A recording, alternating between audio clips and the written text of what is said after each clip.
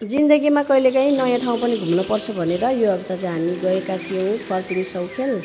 तपाईँहरू चाहिँ कतिजना यो ठाउँमा जानुभएको छ छैन, तर एकपल्ट चाहिँ जानै पर्ने ठाउँ रहेछ यो पनि।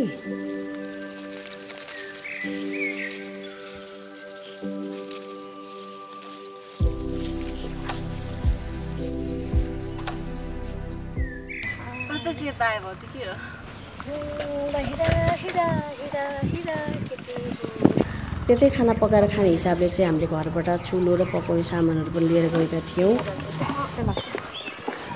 ड्रोन त झन् लाग्थेन। आज चाहिँ हामी पिकनिक जाँदैछौँ है, निर्जला र म मात्रैहरू, दुईजना मात्रै। आज चाहिँ धेरै पछि, वर्ष दिनपछि हाम्रो भिडियो आउँदैछ है। हुन्छ, त्यस्तै आड पुगिन्छ होइन?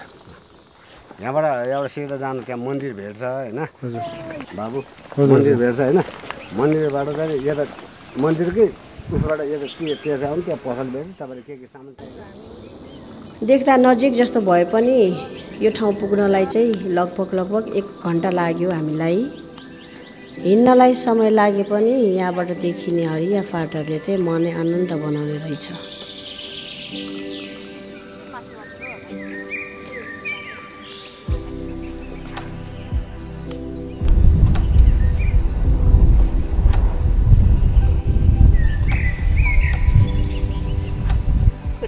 खुट्टा पनि दुख्यो। अब त्यहाँसम्म कसरी पुग्ने होला भगवान्, आधा घन्टा बेसी लाग्छ होला हामीलाई।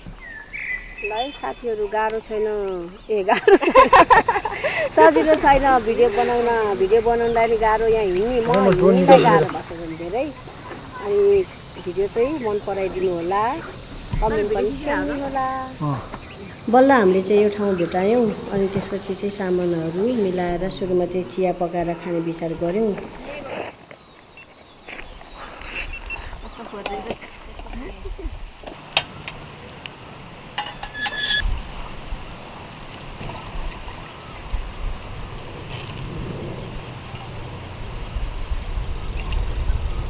मतलब छिटो हुँदछ हुन चाहिँ। नमस्ते, हेलो गाइज। आज हामी आएर चिया खान लागिरहेछौँ। चिया पाक्दै पहिला साथीहरू। आज चाहिँ 1.5 वर्षपछि होला यो भिडियो बनाएको। अब चाहिँ चिया हुँदैछ। चिया हाम्रो कपको डिजाइन चाहिँ यस्तो छ, हामी जस्तो राम्रो राम्रो। चेयर्स।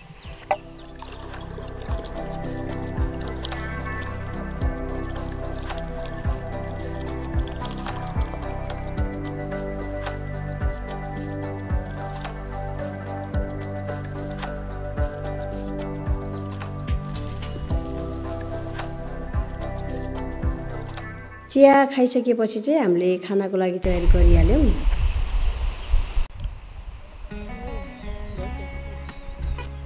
घाम चर्को लागेको हुनाले यताउता कतै नगई खाना बनाउने काममा लागिहाल्यौँ। के पनि छैन, दाल बनाउनु लाग्यो। बाँकी चाहिँ हजुरहरूलाई बनाउने बेलामा देखाउँला है साथीहरू।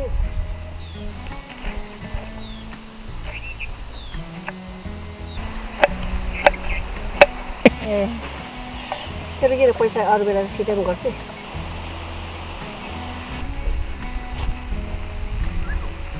घाम चर्को लागेको हुनाले यताउता कतै नगई खाना बनाउने काममा लागिहाल्यौँ। त्यति धेरै उकालो ओह्रालो छैन। एभरेस्ट हजुर, एभरेस्ट चाहिँ अलिकति महँगो छ। एबिसी भिड छ, कस्तो डरलाग्दो छ बाटो।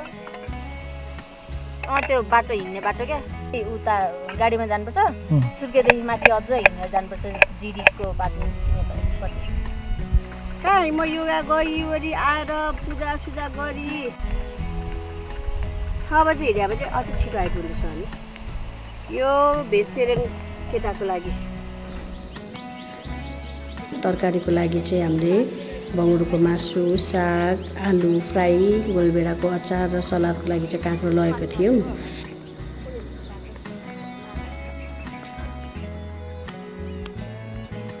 हामी जुन ठाउँमा बस्यौँ त्यो ठाउँ चाहिँ अलि भिड थियो, तर त्यताबाट चाहिँ पारीको खेत, जङ्गल र तलतिर बग्दै गरेको खोला मजाले देखिन्थ्यो।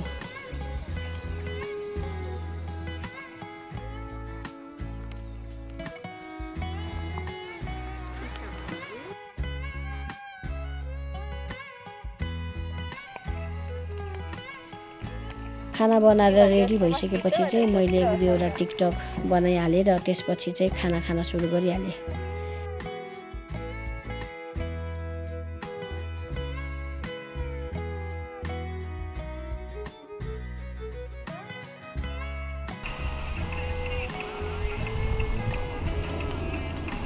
खाँदा पनि यति नै भइहाल्छ जहिले नै जसरी नै केही छैन।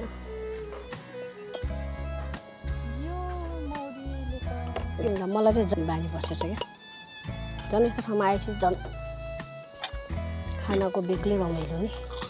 पोर्क लभरलाई पोर्क पाएको के हेर्नु ल यो अहिले खाइने जला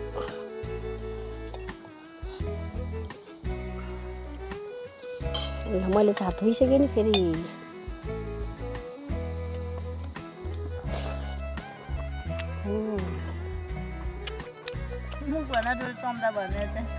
ए मैले साथ दिन्छु भनेको थिएँ नि त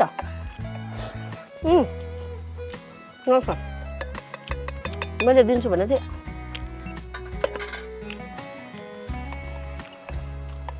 अन्डाको ग्रेभी अन्डा नपाए नि ग्रेभी चाहिँ मिठै भन्छ। खाना खाइसकेपछि चाहिँ हामीले गर्दा भएको फोहोरहरू सबै प्लास्टिकमा टिपेर लग्यौँ अनि त्यसपछि चाहिँ हामीले बाटो छेउमै बग्दै गरेको कुलोमा जुठो भाँडाहरू सबै पखाल्यौँ।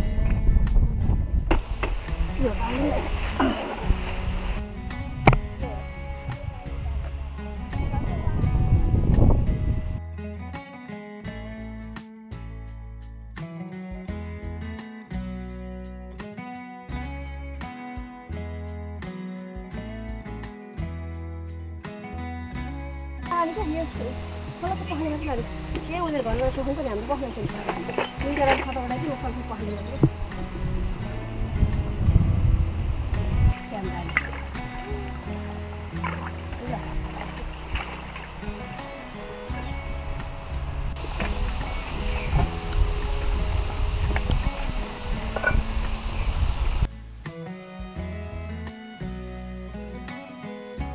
यत्रो उकालो उरालो हिँडेपछि थकान मेटाउन आधा घन्टा जति यही हाइड्रो पावरको ड्याममा बस्यौँ अनि त्यसपछि चाहिँ घरतिर लाग्यौँ।